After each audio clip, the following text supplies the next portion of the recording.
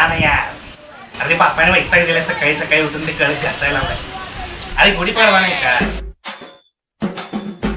आणि ते चल तुझं नंतर फोन करतो. बाय चल.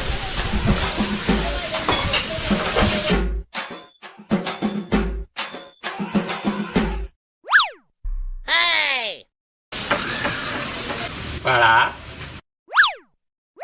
काय चाललंय? बाबा ते कळक धुतोय कळक. अरे वा वा वा वा. या देखण्या बादलीमध्ये स्वच्छ पाण्यानं आणि भांडी घासायचा साबण तुम्ही गुढीच्या कळकाला घासून पुसून धुताय. वा वा वा. अरे तुझ्या बापाने असा कळक घासला होता का? आईला विचार.